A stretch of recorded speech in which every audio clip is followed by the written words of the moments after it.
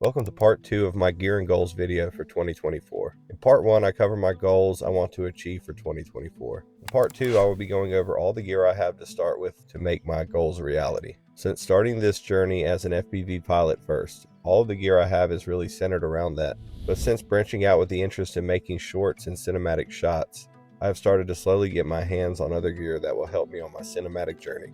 And that is what we'll be covering in this video. And since starting as an FPV drone pilot first, I'd like to share with you all the drones I've built and bought, and what their strengths are for getting certain types of shots.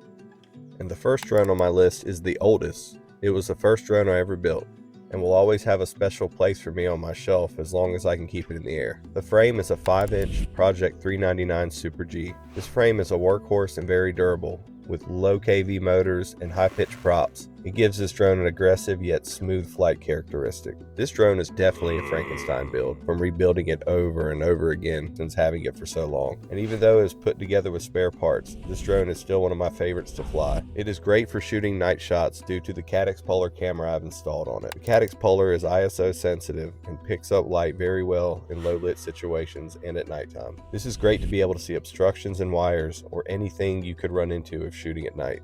Drone number 2 is my 5-inch Impulse RC Apex build. This True X frame has to be one of my favorites to fly overall. With Zing 1850 kV motors combined with the PBJ low pitch Ethics props, this drone holds a smooth line and is very well balanced. This is my quote-unquote day flyer for its Caddx Nebula Pro camera I have on it. Its sensor is the best for flying in sunlit conditions and gives a crisp image back to the goggles. This quad is great for day shoots and festivals. My third drone is the first pre-built drone I've ever purchased, and it's a 5-inch build from Rotor Riot called the Skylight MK3. LeDrib's latest installment is a very well-built drone and is a beast in the air, being the most aggressive drone I have with high-pitched props and high kV 6S motors. This drone, even though being a battery killer, carries a GoPro like it's a paperclip, and it's definitely great for car chases and high-speed shots. My fourth drone is the little brother to my 5-inch Apex build from Impulse RC. It's the 4-inch version of the same build, so even though being a little smaller, this quad carries much of the same flight characteristics as its larger sibling, but a little easier to maneuver in tight areas while still flying like a champ. With 2004 motors, this drone flies like butter and can have up to 5 to 6 minute flight time with a GoPro strapped to it. This drone is great outside, around crowds, and for those long shots you need to get without having to switch your battery every 3 minutes. And drone number 5, which is last but not least, is my Rotor Riot Skylight build. This quad, like the 4-inch Apex I built, which is a smaller version of its 5-inch brother, is very similar to the 5-inch Rotor Riot Skyline MK3 build. This little man has 3-inch props next to its bigger brother being the smallest drone build I have. Even being so small, it serves a great purpose when getting certain shots. I love the way you can have prop guards on or off this build with just a few screws, which makes this drone amazing for indoor and close proximity shots around people or delicate objects in a shoot.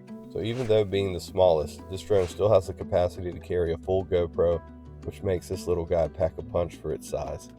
I get the question all the time, what exactly is an FPV drone? And to answer that, an FPV drone is just a drone you can fly in first-person view with. And the way you achieve this is with a camera and a VTX system on your drone that transmit a signal to a pair of goggles you wear so you can see in first-person view. The system I use is a first-generation DJI FPV VTX system. The camera system is mounted on my drone in the front of the frame, and that is the part I use to be able to see when I fly my drone.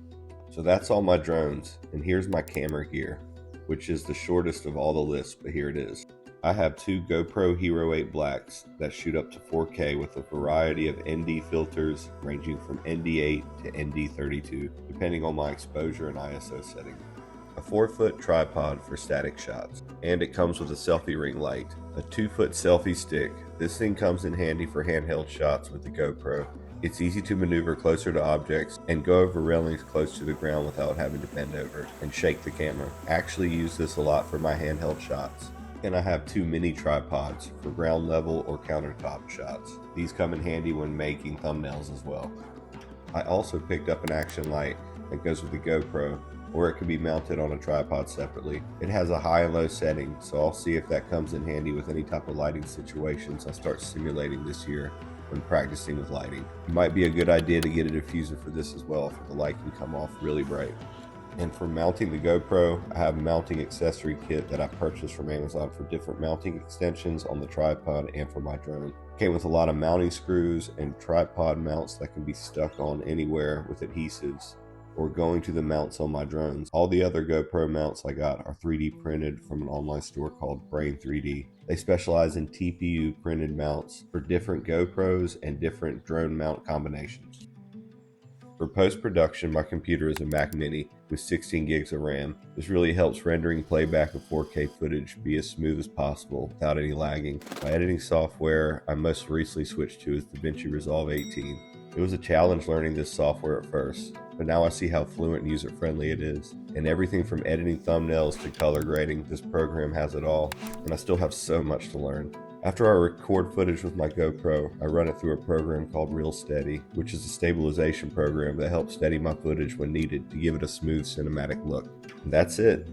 That's everything I have to start 2024 off with on this journey of trying to become a better cinematographer. I know I have so much equipment to learn and buy, and barely any filming equipment to start with. I definitely like a few aperture lights and a DSLR camera eventually, but to be honest, I'm pretty broke and I have already put in what I think is a small fortune into my drones and what little I have outside of them. But I always say, work with and master what you got. And to be honest, between my phone and my 2 GoPro cameras, I think I can achieve a good amount for the trial and error part of my journey. And I'm very happy to share what I learned and what I film along the way and share my mistakes with you to save you time if you too are in my shoes wanting to learn this craft with a little bit of startup equipment. Please comment your thoughts on what I can do differently and things I can look into to make my cinematography on a budget journey possible. And for you, good luck on your goals in 2024.